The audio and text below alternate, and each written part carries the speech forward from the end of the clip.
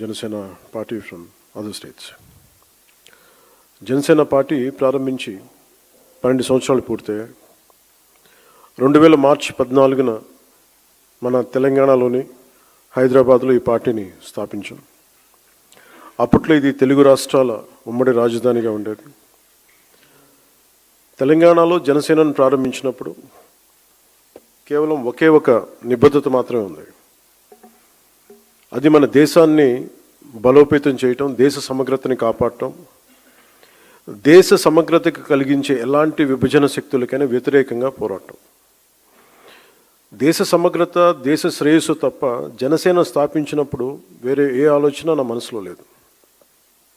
కనీసం అధికార వస్తుందో లేదో కూడా తెలీదు. ఎందుకంటే అసలు ఆ రోజున అలాంటి ఆశ కూడా లేదు. 2014 సాధారణ ఎన్నికలకు కేవలం 2 నెలల ముందు మాత్రమే మనం ఈ పార్టీని స్థాపించాం. కానీ ఈ 12 ఏళ్ల ఈ ప్రయాణంలో, ఒక పుష్కర కాలంలో చాలా పోరాటాలు చేశాం, చాలా పరాజయాలు ఎదుర్కొన్నాం, ఆశలు కోల్పోయిన సందర్భాలు ఉన్నాయి. అయినప్పటికీ మన అందరం నమ్మే ఒక బలమైన సిద్ధాంతానికి కట్టుబడి మారుతున్న సామాజిక రాజకీయ పరిస్థితులకు అనుగుణంగా మన 7 ప్రాథమిక సూత్రాలను బలంగా పట్టుకుని నిలబడ్డాం. అత్యంత క్లిష్ట సమయాల్లో కూడా వాటిని వదలకుండా ముందుకు సాగాం. మారుతున్న రాజకీయ పరిణామాల్లో ఒక నిర్దిష్టమైన ఆచరణాత్మక విధానంతో మనం దాదాపు 21 ఎమ్మెల్యే స్థానాలని, 3 ఎంపీ స్థానాలని మరియు ఇంక్లూడింగ్ రీసెంట్ రాజ్యసభతో పాటు కలిపి 2 ఎమ్మెల్సీ స్థానాలని ఈ రోజున సాధించగలిగాం. 1,00,000 మంది సభ్యత్వంతో ప్రారంభమైన ఈ పార్టీ ఈరోజు ఆంధ్రప్రదేశ్లోనే కాకుండా తెలంగాణతో కలిపి 20 లక్షల పైగా సభ్యత్వాలను చేరుకుంది. ఇటీవల కాలంలో పార్టీ వైపు ప్రజల నుండి, మిగతా రాష్ట్రాల నుండి, ప్రాంతాల నుండి ఈ భావజాలానికి ఆకర్షితులై, ఈ పోరాట పటిమకు ఆకర్షితులై కర్ణాటక నుండి వచ్చిన కొన్ని వేల మంది కావచ్చు, కేరళ, తమిళనాడు నుండి వచ్చిన కొన్ని వందల మంది కావచ్చు. మనం నమ్ముతున్న సిద్ధాంతం బలపడుతుంది. అది దేశంలోని వివిధ ప్రాంతాల ప్రజలను కలుపుతుంది అనడానికి ఇదే చిన్న నిదర్శనం. భిన్న ప్రాంతాల నుండి వచ్చిన ఈ అనుసంధానాన్ని చూడటం నిజంగా నాకు చాలా ఆనందం కలిగించింది. ఇలా జరుగుతుందని పార్టీ పెట్టినప్పుడు కూడా నేను ఊహించలేదు. నాకు పార్టీ ప్రయోజనాలు వీటికంటే ముఖ్యంగా పార్టీ బాగుపడాలంటే ముందు మనం దేశ సమగ్రత గురించి ఎప్పుడూ ఒక తొలి ప్రాధాన్యత ఇవ్వాల్సిన అవసరం. అలా చెప్పడానికి కూడా చాలా కారణం ఉంది.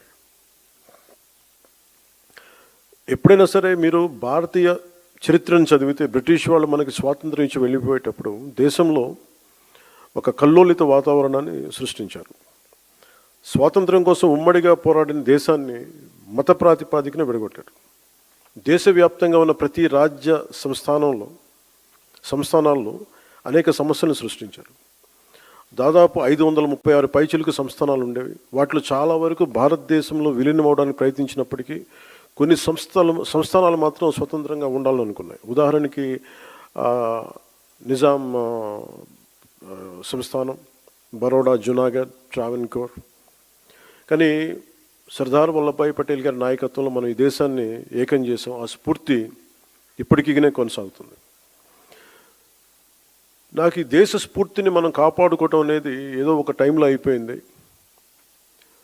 సర్దార్ వల్లభాయ్ పటేల్ గారు చెప్పిన మాటలు 47లో స్వాతంత్ర విభజన ముందు జరిగిన 2 సంవత్సరాల కల్లోలం, 49లో ఆల్మోస్ట్ మనకి ఈ కాన్స్టిట్యూంట్ అసెంబ్లీ డిబేట్స్ అన్నీ అయిపోయిన చివరిలో ఆయన అన్న మాటలు, human memory is very short.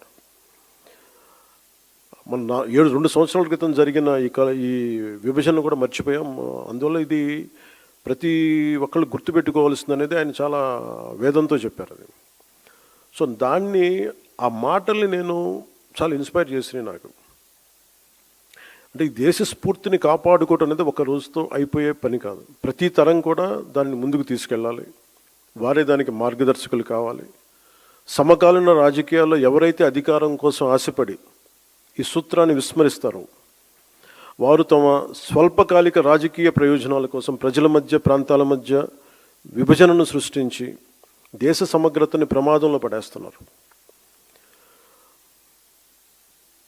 అనేక మార్లు చెప్పాను, 2014లో కాంగ్రెస్ పార్టీ ఆంధ్రప్రదేశ్ రాష్ట్రాన్ని విభజించిన తీరు మీద మనం ఆవేదన వెలిబుచ్చాం తప్ప ఇక్కడ తెలంగాణ రాష్ట్ర విభజనని జనసేన ఏ రోజు కూడా దాన్ని అడ్డు చెప్పలేదు. ఇది 2009 నుంచి నేను రిపీటెడ్గా చెప్తున్నా, this is my commitment and also Janasena's commitment for betterment of Telangana, for the statehood of Telangana. కాకపోతే కాంగ్రెస్ పార్టీ విభజించిన తీరు మటుకు ఒక అసంతృప్తిని, ఒక అశాంతిని సృష్టించింది. ఈ రోజుకి ఆ వారసత్వపు సమస్యలు ఇలాగే ఉన్నాయి, ఆస్తుల పంపకాలు కావచ్చు. అంటే ఇవన్నీ కాంగ్రెస్ పార్టీ ఆ రోజు చేసిన విభజించిన విధానం కానీ, వాళ్ళ డివిజివ్నెస్ అప్రోచ్ కానీ ఈ రోజుకి ఆ ధోరణి మారలేదు. దానికి ఉదాహరణ ఇటీవల తెలంగాణలో జనసేన సభని అనుమతులు ఇవ్వకుండా అడ్డుకోవడం. ఈరోజు ఎజెండాలు ఇది ప్రధానాంశం కానప్పటికీ కూడా ప్రతిసారి ఒక్కొక్క రాజకీయ పార్టీ తమ సొంత రాజకీయ సరిహద్దులు పెట్టుకొని ఎలాంటి విభజనలు సృష్టిస్తారో చెప్పడానికి నేను దీన్ని ఒక ఉదాహరణగా చెప్తున్నాను. చాలామంది ముఖ్యంగా మన తెలుగు రాష్ట్రాలు కావచ్చు, కొంచెం దక్షిణాది రాష్ట్రాలు కావచ్చు, మనం ఎక్కువగా వినేది, మేము ఢిల్లీ మెడలు ఉంచుతాం, చొక్కా పట్టుకొని నేలకు దించుతాం, తడాకా చూపిస్తామని దక్షిణాది నాయకులు చాలామంది చాలా పెద్ద పెద్ద మాటలు మాట్లాడుతూ ఉంటారు. కానీ నిజంగా వాళ్ళు ఢిల్లీకి రాగానే ఆ మాటలు ఎందుకు గొంతులోంచి రావు, పెగలు ఏంటో భయం అనుకుంటాం. అంటే ఎందుకు రాదు అంటే ఆ మాటలు వ్యక్తుల్ని చూసి వీటన్నిటికంటే కూడా ఢిల్లీ రాజధాని చూసిన ఆ విశిష్టత, ఇక్కడున్న విశిష్టత, ఢిల్లీ అనేది ఒక వ్యక్తుల గురించి కాదు, అది చేసిన త్యాగాల గురించి. 140 కోట్ల మంది ప్రజలను సురక్షితంగా ఉంచడానికి, పరిపాలించడానికి నిరంతరం పోరాడుతున్న ఎన్నో నిబద్ధత కలిగిన సంస్థలు, అది న్యాయ వ్యవస్థలు కావచ్చు, రాజకీయ వ్యవస్థలు కావచ్చు, అడ్మినిస్ట్రేటివ్ వ్యవస్థలు కావచ్చు, డిఫెన్స్ వ్యవస్థలు కావచ్చు, ఇవన్నీ దగ్గరుండి చూసినప్పుడు మనకు అలాంటి మాటలు పెగలవు.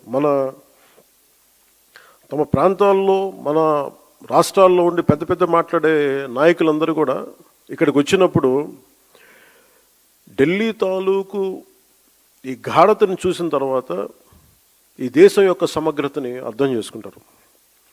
మీరు ఇండియా గేట్కి వెళ్తే ఈ దేశాన్ని ఏకతాటిపై ఉంచడానికి సైనికులు చేసిన త్యాగాలు మనకు అర్థమవుతాయి.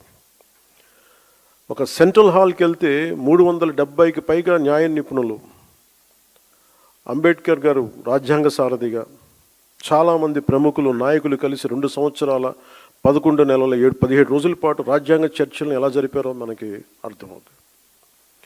విభజన సమయంలో దాదాపు 2 కోట్ల మంది ప్రజలు నిర్వాసితులయ్యారు. 18 నుండి 20 లక్షల మంది ప్రజలు ప్రాణాలు కోల్పోయారు.